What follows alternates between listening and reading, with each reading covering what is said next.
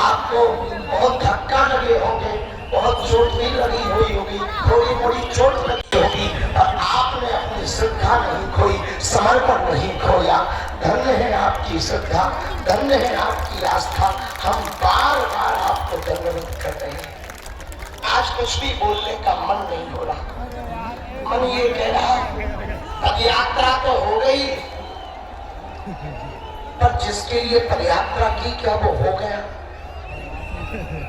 कहीं ये पद यात्रा शोभा यात्रा तो नहीं बन गई?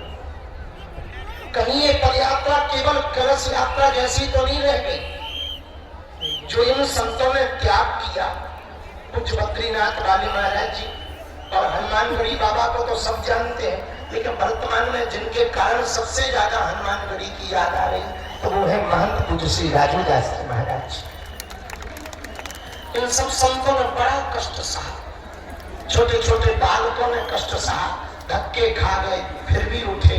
वृद्ध माताएं व्हील चेयर पर पदयात्री चले, कलश लेकर पदयात्री चले, केवल इसलिए चले कि हम यदि हिंदू एक हो जाएंगे तो भारत में गंगा नहीं गंगा बहेगी।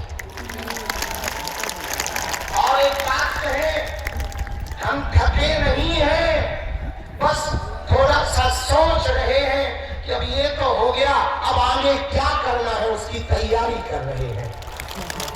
न हम थके हैं, न थकेंगे, न हम रुके हैं, न रुकेंगे। पदयात्रा हमारा विचार केवल संकल्प इतना था कि पदयात्रा होगी तो हिंदुओं की आने वाली पीढ़ियां बचेंगी, तुम्हारी संपत्ति बचेगी, तुम्हारी संपत्ति बचेगी, तुम्हारे मठ बचेंगे, तुम्हारे मंदिर बचेंगे, तुम्हारी बेटियां बचेंगी और तुम्हारी रोटियां बचेगी। हिंदू बच जाए, हिंदू एक हो जाए और हिंदुओं के अंदर जो एक छुआछूत भेदभाव का दाग लगा है वो दाग मिट जाए, हिंदू अपना डर छोड़कर घर से बाहर निकल आए। केवल इसी के लिए पदयात्रा की। पदयात्रा के प्रारंभ में ही लोगों ने धमकाने का काम किया, लोगों ने विरोध किया, यहाँ तक कि अद्भुत आस्था आप सबकी देखें भैया। धन्य है आप लोग, धन्य है आपकी आस्था। बम विस्फोट हो गया, पूरे देश में हड़कंप, दिल्ली के बम ब्लास्ट की हुई, पर धन्य है सनातन हिंदू, तुम बम का विस्फोट होने के बावजूद भी डरे नहीं, आगे बढ़े, चलते रहे। और आज हम सब वृंदावन पहुंच ही गए, आज ठाकुर जी की नगरी पहुंच ही गए। आज हम सबकी ये यात्रा विराम हो रही है तन की, अब आगे पदयात्रा करेंगे मन की और विचारों की।